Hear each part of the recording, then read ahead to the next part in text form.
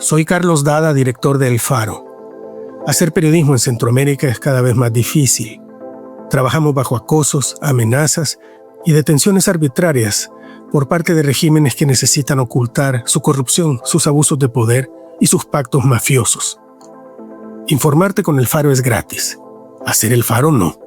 Demanda muchos recursos. Si nuestro trabajo te parece importante, ayúdanos a seguirlo haciendo. Unite como suscriptor en nuestro programa de excavación ciudadana. Ingresa a apoya.elfaro.net. Gracias.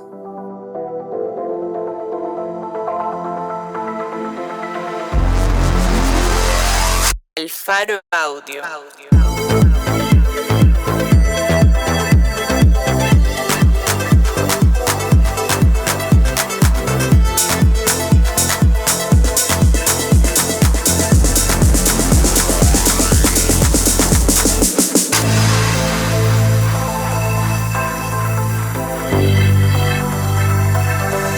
Hoy es 1 de mayo de 2026.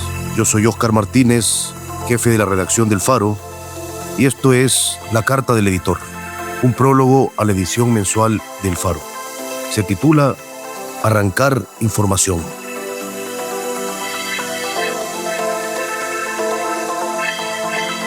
Hace unos días estaba en Bogotá, en la Feria del Libro, y mientras convivía con algunos colegas, empezaron a hablar de lo difícil que era obtener información en sus países. Repitieron ese desabrido verbo varias veces, nada exótico en una conversación entre periodistas. Pero a mí, a punto de cumplir un año en el exilio, aquella palabra me chocó. Me pareció, debo ser honesto, que ya no describe gran parte del trabajo que hacemos, sobre todo cuando se trata de contar la dictadura que nos expulsó. Mientras editaba este número de la revista del Faro de Mayo, me puse a pensar cuál es el verbo entonces que me parece idóneo para describir lo que hacemos. Concluyo que es el siguiente: arrancar. Arrancar información.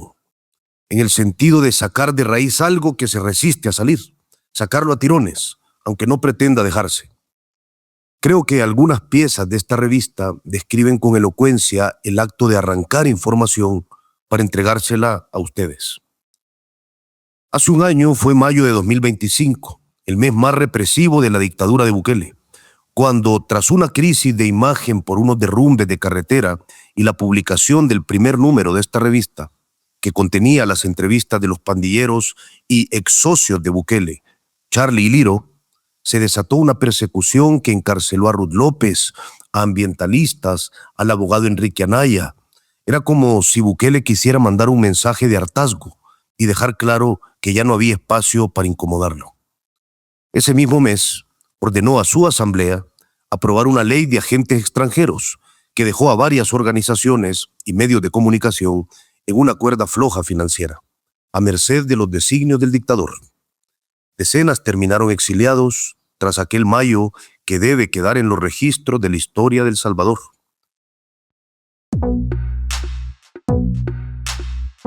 Desde entonces, para más de 50 periodistas exiliados, según la Asociación de Periodistas del Salvador, ejercer ha sido mucho más difícil. La lucha constante por seguir siendo un sujeto del presente, que tiene información que revelar sobre el régimen que lo corrió del país, es imperante. La búsqueda de no convertirse en un sujeto del pasado, que supo y ya no sabe, que supo sobre un país que dejó y que ya no existe como lo dejó. Es angustiante y obliga a buscar creatividad con la mente exhausta. Quizás por eso aquel verbo, obtener, que nunca me causó escozor en ninguna conversación, esta vez me irritó. La portada de esta revista está cargada de revelaciones de aquel mayo de 2025 y nos trae detalles del despótico proceso por el que pasaron las primeras víctimas de ese convulso mes. Los buceros, que con el tiempo se convirtieron en las víctimas olvidadas de aquella arremetida. Bukele, experto en distraer de aquello que no le conviene, y justo un día después de que terminaran de emitirse los 3 capítulos de las entrevistas con los pandilleros, decretó transporte gratuito para todo el país, con la excusa de que eso aliviaría los derrumbes en la carretera de Los Chorros, que limitaban el recorrido hacia el occidente nacional. Su medida, anunciada en un breve tuit, resultó en un caos descomunal del transporte público. Lejos de asumir responsabilidades, buscó culpables y ordenó, como quien se sabe en control de la fiscalía, arrestar buceros. Los detalles de esos arbitrarios arrestos, que terminaron con uno de los buceros muerto bajo custodia del Estado, se revelan en este número, así como los millones de dólares del erario público gastados en la ocurrencia. El equipo del Faro arrancó a la dictadura documentos y pruebas que exhiben aquel sinsentido. El segundo material de la revista tiene todos los galones para haber sido portada de este número. Durante años previos a su exilio y meses ya fuera del país, el periodista Gabriel Labrador siguió la tormentosa búsqueda que padres y madres de desaparecidos libran en soledad en El Salvador. Muchas veces, viendo cómo las autoridades sin prueba alguna acusan a esos mismos desaparecidos de ser pandilleros. La profunda crónica describe cómo la lucha de hombres y mujeres, principalmente mujeres, llevó al régimen de Bukele a prestarles alguna atención, solo para quitárselas cuando la prioridad fue cazar gente, tras decretado el régimen de excepción en 2022, y de ninguna forma arrancarle huesos a la tierra, que podían ser de alguno de esos desaparecidos. Con paciencia y constancia, Labrador arrancó a la nación que se vende como el país de las maravillas, de los buenos sobre los malos, una naturaleza muy distinta, la de personas abandonadas e incluso perseguidas por intentar ejecutar la más trágica de las búsquedas, la de un ser querido, aunque lo que se encuentre sean huesos. Junto con el subjefe de redacción Sergio Arauz y el coordinador de fotografía Víctor Peña, arrancamos del olvido a más de 25 políticos que parecieran ser parte de una realidad antigua, cuando ejercieron el poder hace apenas unos años.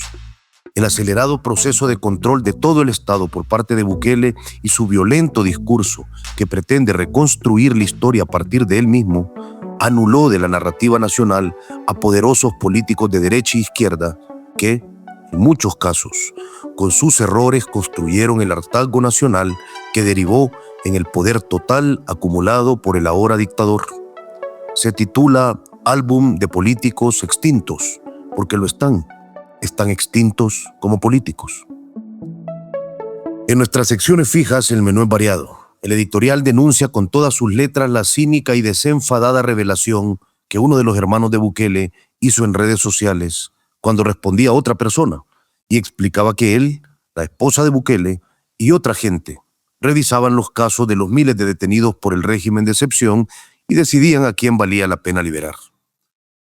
¿Cómo, en el país con la mayor tasa de población carcelaria del mundo, esto no es un escándalo? Hemos normalizado ya la dictadura al grado de admitir, como una cosa más, que los Bukele y sus subordinados dispongan al margen de la ley el destino de miles de personas detenidas sin acusación. Nos preguntamos en el editorial titulado Un Bukele decidirá el destino de tus hijos detenidos.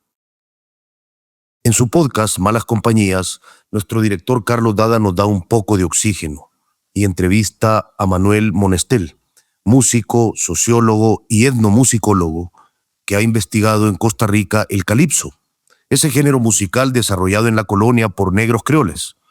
El titular, elocuente y juguetón, describe la naturaleza de este respiro que les ofrecemos para salir un rato de la dictadura y la calamidad. La ironía de Costa Rica es que su héroe nacional y su santa patrona son negros, nos dijo Monestel.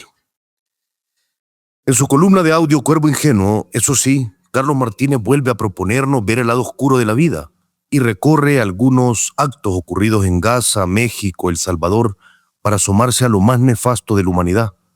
Por eso, el título es tan directo, El Mal. O, si quieren verlo de otra forma, los riesgos de darle poder o podercito desmedido a unas pocas personas. En el archivo de El Faro, y en consonancia con el ensayo fotográfico, les traemos de nueva cuenta el reportaje Las pruebas de cómo Mauricio Funes derrochó dinero público. Porque ya son años arrancando la información a gobiernos corruptos, porque seguimos haciéndolo, porque no dejaremos de hacerlo. Desde el exilio, esa es la promesa para ustedes, nuestros lectores.